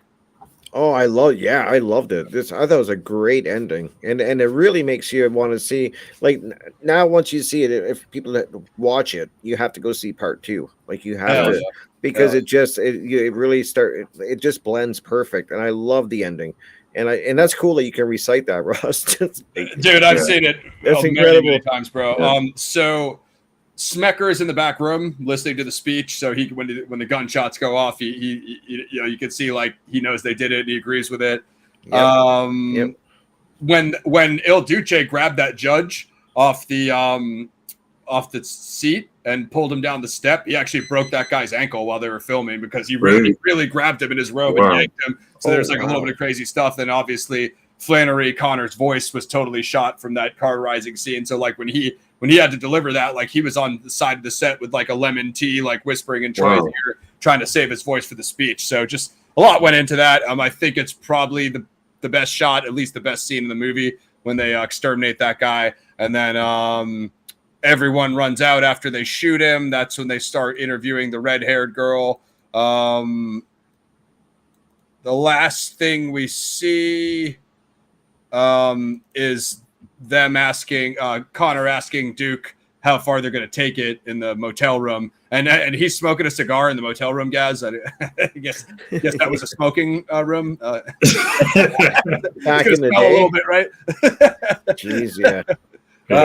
So that's the last scene. After that, it's the stock footage of them interviewing like the people about like, hey, these vigilante saints are hitting the streets. So. Which is really good because you get that split in opinion as well. Some of the public are for them, and then others aren't, and then you've got the credits rolling. So I thought it was really nice, and it sets up the next film. Sets it up perfect. So it's a really good ending.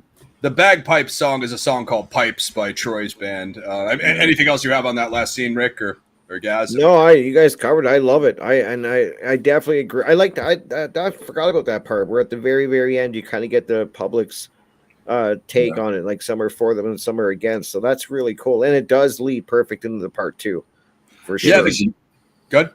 No, sorry. It's okay.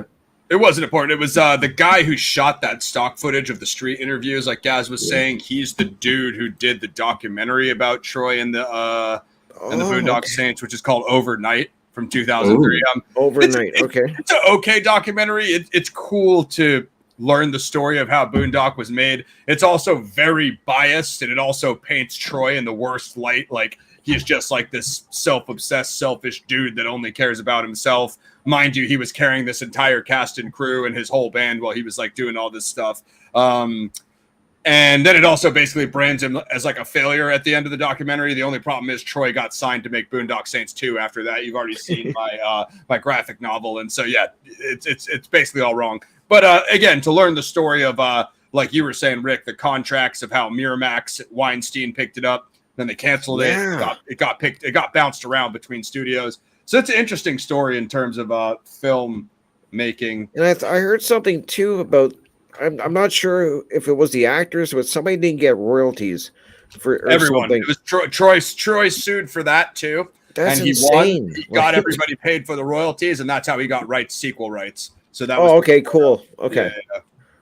But yeah, just a lot of when you start diving into how this movie was made and what it went through and all of that, it's just really very interesting. Yeah, it is, bro. I agree. We're like an hour and a half in, boys. So let's do our ratings, and then I'll pull some of these actors and stuff that we can kind of wrap up for the crowd. But I don't think our big breaking news is broke yet, guys. Check X. We're supposed to have a big podcast drop today. There's nothing in my messages, so I don't want to get ahead of it. So we might have to hold off, or we'll announce it during another show. But we'll figure it out. So right now on IMDb, I want you guys to know that you can watch it for free on Tubi. It's also on Hulu. It's on Peacock, Max. It's on a lot of stuff. Apparently the Roku channel. Not even sure what that one is. It's a dark comedy, action, crime thriller. Gotta love the dark comedy dialogue. Yes. And it has a 7.6 out of almost 250K views. Apparently it looks like I gave it a 10 out of 10. Well, I'm a Boondock fanboy, so I'm slightly biased, but it is what it is. Rick, you want to hit him with your? I would definitely give it a 9 for sure. Like I'm way up there. I'm like you, Ross. I love these movies. Like I really do. Yeah. So I'd probably be 9 for sure. Hell yeah. Yeah. I'm at about 8.5, maybe 9, but yeah, I say 8.5. I mean, it's been a long time since I'd seen the movie. And this is true. I literally said this to Ross. I said I've forgotten how solid the movie actually was and is. And it's amazing. Yeah, it's just, that's what I said. Look, I watched the second movie before we went on air, and although I'm not a great fan of the second movie, there is parts I like about it, and it's not as bad as people say. But I feel the first movie, putting aside, you know, my even own personal interest in the film, it's such a good example of filmmaking because the angles that are shot, it's well balanced, it's well paced, the dialogue is engaging, it's funny, it's snappy, it keeps you entertained. The action sequences, considering a budget as well, are well choreographed and put together. So it really is an all-round solid film. No wonder it's an indie classic, and still to this day is divisive with critics as well, which it's sad, but highly recommended. If nobody's seen it, definitely go out and watch it, and then watch the second one as well, especially just for the origin of El Duce, and you get a little bit, and for the cameo of William Dafoe coming back at the end, which is really nicely done. The third act and the second one saves it. The secret character for everybody. Spoiler alert. Spoiler alert from 2009. Definitely check out, where's my shoulder, the other shoulder, this shoulder. Looks like we got ourselves a cowboy. Check out the Inometri Patri graphic novel for more of Il Duce's origin. All right, I'm going to hit you guys with these alternative actors, bro. I was cracking up at this. Go on. Some of them hilarious. Could have, if you looked at this, Rick, some of them could have worked. Other ones I think clearly would not have. And then we'll just do this real quickly before we get out of here. Any other, hey guys, throw your ratings for Boondock. I want to hear the crowd things, like the chat for their ratings. Pixie wants you back, Rick. So throw your ratings for Boondock up there, guys. And then we're going to go through some funny stuff here. So casting and funding. Duffy sought to cast Stephen Dorff and Mark Wahlberg. I actually do like Stephen Dorff. Though Wahlberg passed for Boogie Nights. The director also wanted to cast Billy Connolly and Kenneth Branagh in the film. Sir Kenneth Charles Branagh, I don't really know much about him, Gaz. He's a British actor, apparently, as with Branagh playing Paul Smecker. I mean, that could have worked. I could have seen Smecker as a Brit. Duffy also expressed interest in casting Brendan Fraser, who I like. Nicky Cat, who the fuck is that guy? I have no idea either. Ewan McGregor, which I think that could have been interesting. I do like McGregor. I don't know if Boondock is really a McGregor type of movie. With two of them as the brothers, but no decisions were finalized. The director later sought Patrick Swayze to play Smecker. See, I always thought Patrick was going to be a brother. I thought it was Wahlberg and Patrick. But do you think he could have played off that role? Do you think he could have played that part? Oh, hold on. Let me get this. I left that crap up blocking you. Sorry, Rick. You think he could have played that part, Swayze? Do I think Swayze could have played Smecker? Yeah. I mean, I think Swayze is one of the greatest actors of all time, dude. I think he could have probably did anything. You know what I mean? I wouldn't. Yeah. It would be way different than Defoe's performance, but I wouldn't put anything past Swayze. I mean, I think Swayze is probably one of the best names on this list. Get your adult diaper on, Gaz, because you're gonna want to strap in for this one. But the Miramax preferred Sylvester Stallone, with whom the studio had existing relationship. Like,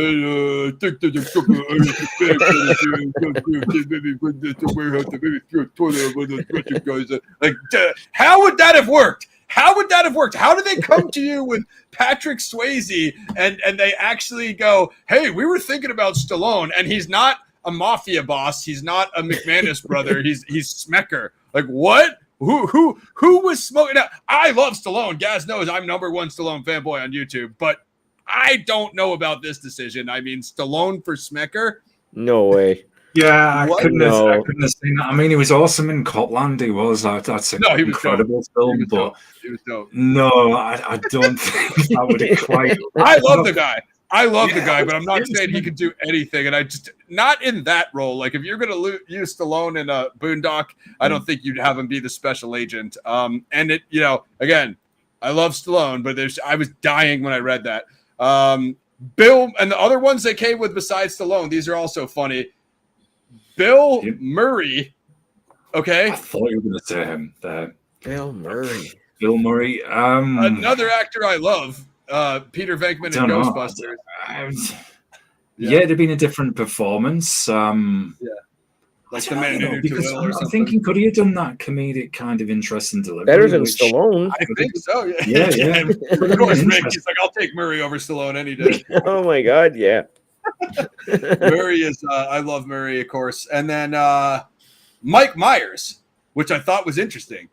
I like Myers a lot. You know, he kind of plays that. He plays that kind of smug, dry humor British officer in Inglourious Bastards, guys. So I like Myers a lot. Yeah, I mean, I agree.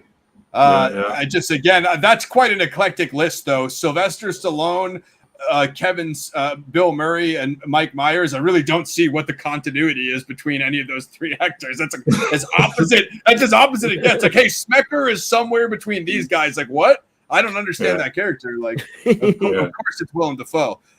You know, and then Kevin Spacey, F that guy Spacey. You'll never get a mention in my channel, you scumbag. And Robert De Niro were also considered for the role of Smecker. Spacey scum, but De Niro. I mean, cool. That really changes the flow of the film, right? De Niro as Smecker. I would love to see De Niro in Boondock 3. He could maybe play an agent, or maybe not even an agent. Maybe De Niro plays like, you know, the regional director, like whoever the agent reports to, like, you know, because that's the idea. It's like Boondock is going to get higher on the radar as they go up, you know? Yeah, well, it'd have to have somebody then investigate who's helping them from the inside, isn't it? Right? Somebody's giving internal affairs. That would be interesting. De Niro played internal affairs in Copland, as Gaz just mentioned. Yeah. So, I mean, you know, it's I think that's in his wheelhouse. I'd like to see De Niro in Boondock 3. That'd be very cool, you know? And definitely doable. I don't know about Smecker, but like Smecker's boss, because he's got to report to someone, right? And like Gaz said, like, hey, isn't that your district where those two Irish guys are just completely chainsawing every criminal? So I think that's all of them, lads. Before pre-production work was supposed to get in Boston in December '97, Miramax pulled out of the project. Producer Lord Segan said the project had stalled because of casting location. While Duffy was able to keep the writer's fee of $300K, the studio required the reimbursement of the $150K director's fee and the $700 advance to develop the project. So I don't know how Duffy came up with that. I guess whatever company bought him out. I'm not sure what Antichrist is. Defoe to this day. Hell yeah. Get your ratings in there, guys. I didn't see too many Boondock ratings. Shout out to our man Crip Rick. You can find him at the I've Been Thinking podcast. Are you still on Revolution Radio, Crip, or do you have new stuff? No, I'm still at Revolution Radio 3 days a week. You can find me there. So just go to revolution.radio. I'm there Monday, Thursday, and Friday from 6 to 8 p.m. Eastern Standard Time. Yeah, we'd love to have you back on with us, man. That goes without saying. So definitely reach out if there's something that you would be interested in. Thank you. Thank you. I really enjoyed this. Yeah, it's been awesome. Even outside of movies, you've heard us talk about all the other areas that we're interested in and that we'd like to cover. So just reach out, man, and let's see what we can build. Absolutely. Thank you so much. And thank you for everyone in the chat for your comments and stuff. Amazing. Thank you. Yeah, Rick, we post the schedule monthly, so anything you see, you know what I mean, that's on the list, or you can always ask me what's coming up. You know, feel free to jump on this if you want to stick with these kind of Irish vigilante things, or there's other stuff you want to branch out into. You know what I mean? You just let us know. Okay, cool. Thank you. Very welcome. Shout out to everybody. Thanks for coming through as always. Sorry I couldn't reply to every single comment. Got to try and stay on topic, and when I do engage, sometimes then I forget that I'm on the show. Doing a live review. Yeah, I kind of need to stay on topic. So mentally hitting myself there to that reminder for the next one. Ross, do we have an update on that podcast? I don't think so. I'm not seeing it on the X platform, although Elon's kind of a douche. I think we're gonna do the outro. Rick, you want to? Just plug your links. Anything else you want to drop, and then me and Gaz can take us out. Oh, thank you. Thanks again for having me. I really enjoyed this. I was looking forward to this, so Thank you, and thank you to everyone in the chat. And like I said, you can check me out on YouTube here, Cryptrix. I've been thinking. I'm also on Rumble. I'm on Odyssey, and as I said, I'm over at Revolution Radio 3 days a week. So I would love to see you over there. Good stuff, brother. Type up all your links for me, and I'll put them in the description so you guys can find Rick with your channel. And hit me up, bro. Come back soon. Do another Vigilante Epic with us. Definitely, always welcome, man. It was great to have you. Thank you. All right, brother, man. We're gonna do the outro. I'll hit you on the back channel, Ricky. Alrighty. Thank you, brother. Thanks for joining us. Come back soon, man. Peace. Much love, Rick. He can chill in the back in the green room if he wants. Yeah, I don't see it on X, guys. I taped a major to almost just use the word there. It would have given. Yeah, no, that's you did a gas there. I taped a major. What show am I on? It's like Ash when he does the Klaatu Barata. Definitely. Anyway, I definitely did a podcast. I did a major true crime podcast, guys. It's supposed to drop today. Just stay up on my X because I'll repost it there and probably post it to my evil nemesis Tracebook, where I'm not a fan of the platform because between Zuck and Elon, I don't know who the bigger chooch is. Other than that, we have some. What's going on here? I'm thinking about dropping a trailer tomorrow. We got St. Patty's on Monday. Me and Gaz have the Horror Express next Saturday. Possibly with Jerome joining us. I sent him the trailer, so we'll see what he thinks of that. He likes horror movies. We're trying to get more stuff in the realm of you guys who supported The Thing because our Thing review did pretty well. So we want to do Horror Express. We want to do The Thing prequel, as Gaz mentioned, when the time comes. Whatever else we can do. Maybe The Thing expanded when the documentary drops, Gaz. We can review that. Whatever else we can do to, appease the Thing fanboy base. Next Sunday, after the Horror Express review, I'm doing Cooper Chronicles Volume 7. Marty Andrade, he's the author of Finding D.B. Cooper. He's a legend in the D.B. Cooper space, former radio guy, accomplished author, and he's just on the ball as far as that stuff. So for those of you who've been asking me for the D.B. Cooper shows, I'm going to bring it back. I don't know how frequent it'll be because, I'll try to read the books and get the authors on and stuff. It all takes, behind the scenes planning, as Gaz will tell you. But Cooper Chronicles, I believe that's Volume 7. It's going down. And then what did we post, Gaz? Is it Invasion USA for the end of the month? Yeah, I am so hyped for that movie. Pixie would definitely get working out the week before that. Invasion USA, and we have coming up after that as well. When are we doing Ran? I know that's coming up soon. I think that might have got pushed back. So May is pretty slow. What's going on? April is slammed. We have some bangers for April. And then same thing, trying to get you guys some fire for May with some new special guests as well. So trying to find my old of course you can vote in the poll of what Vigilante movie when you put Ross in. There's the Punisher, the Boondock Saints, the Crow, Ross Wick. I found the Punisher is criminally low right now, guys, for the only Sicilian Marvel character, and me being the only Sicilian true crime host. So let's get some more Punisher votes jammed in there. And wait, did I not post the mark? No, there it is. So Invasion USA, and then around that time we'll let you guys know what the schedule is for next month because we got some fire. So we're out, I think. You'll be good on the podcast. So it's not Twitter. I'm just saying to hit me up for the update, Pixie, but it's going to be on all podcast formats, which is like Spotify, Google Podcasts. What's the Apple one called, guys? Is that Apple Podcasts? I don't have an Apple. But I at the moment, like you're my social media. It's Ross. I'm Gaz's kind of conduit to the world, so we'll see how that all works out. Yeah, don't worry about. I'm just saying social media for the updates of when it drops, but mainly I'll post it on the Patreon. So you guys can join there for free, and I'll post it. I'll post it in the post section on YouTube too. So, all right. Well, you'll see it on the tube, Pixie. You're good to go. What I'm saying is, since it's a podcast, I don't think it goes directly to YouTube. It goes to the podcast distributors, which are a little bit different in the I assume you don't use Spotify, but I think you could just pull it right up on a browser and do Google Podcasts for free. I think it's probably the easiest way for you. maybe it used to be called, I think, Google Music, but they like the Apple Music changed, guys. The Google Music changed, so I don't always know what the next one when they retitle it is. But whatever. The Boondock Saints, 1999. Hope you guys enjoyed us. Go get the graphic novel if you need to deep dive. Who knows? Maybe if Gaz and Rick ever care and these guys get a copy of this, or I'd be down for that. We can get the graphic novel series going again. I didn't even show it because we were so enamored. But shout out to Wall Street. And My Mom, that's the sequel to 2. And I believe that's TD, which I believe is our boy Troy's autograph. Oh, that's sick, man. Yeah, I got a lot of stuff. Good soundtrack. I got a lot of stuff in the archive, lads. So happy St. Patty's. Appreciate you guys joining us. Thanks for coming through, Fire Pixie. Sorry you had a rough day. I hope it gets better for you. Yeah, positive vibes to you, Fire. Thanks for holding me down. And then shout out to everybody who came through. Jay, Jeff, Slip. Check your settings, Slip. I'm going to figure that out for you and see if I can get you the membership gifted. So go ahead, guys. I can't talk.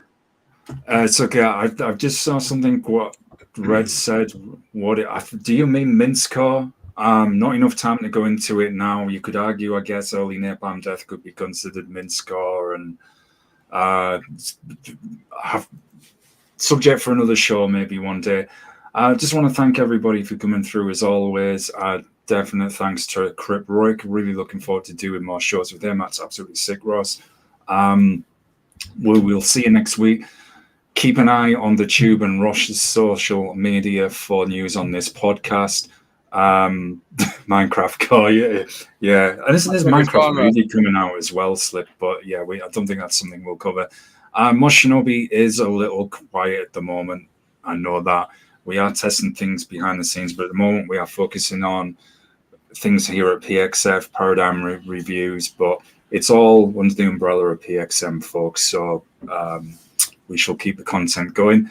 Happy St. Patrick's Day, y'all. Have a good one. Everybody have fun, and we shall see you next time. Peace out. Yeah, next week is Horror Express. As always, leave your recommendations below in the live chat or on the comments. 3 tiers of memberships: Gorilla, Vigilante, Inspector, and then 2 on Patreon. And that's pretty much it. Just keep it locked in the post section and on my X, because I don't think we have any major announcement, but expect one coming soon today. And I think that's all. Join us next week for the Horror Express, and we'll keep these. I want you guys to weigh in on what background you like better. Do you like this red text, the Paradigm Review Show, or do you like the white one that I put up before? So let us know. Maybe I'll put a poll on the on the post section, and you guys can kind of weigh in on what you're thinking there. So between that one and that one, let us know what you guys like better. All right. We're out. Hopefully, Mosh Shinobi coming back soon with some new stuff, and then we'll have more of these Paradigm Review shows for you guys. All right, that's 50-50. We're gonna need another vote. That's how it goes here at Paradigm Review Show. We can't get anything done because any poll we do, securely decided. Yeah. The audience is on a mission to never allow us to make a decision ever. So. Rest in peace to Bob Marley and everybody from the Boondock set, and then hopefully we'll get an update. I didn't really talk much about Boondock Saints 3 Legion. From what I heard, Troy's not going to return to direct, but he did write it, so we'll see how that goes. There was a rumor of Brad Pitt being attached at one point, so it would be cool to see them kind of get an A-lister in there. But other new stuff, me and Gaz want to review Havoc. I do want to check out Sinners, Gaz. That new movie, and we'll try to get a pro rip of the Tony Jaa, but I haven't seen one yet. I'll work on that, dude. We don't really have logo budgets. We need some more members if they want to help out with that. So I'm gonna keep the current one for the time being. I feel you though. We'll see what we can do, but work on those settings, Slippy. Let's get you a membership. All right, guys. Thanks for coming through, guys. Big shout out to Crip Rick, and hopefully we'll be able to bring Rick on something. Definitely we'll be having more guests on Paradigm Review Show, so look out for that. Go get my Patreon there. All right, guys. Boondock Saints 1999. Go check it out on Tubi and Hulu. We're out. Subscribe to the channels. Shout out to Pixie and Slippy, everybody who came through. We're out. Yeah. Happy St. Patty's, everybody. St. Patty's special. I left my beer at the other house, so I'm gonna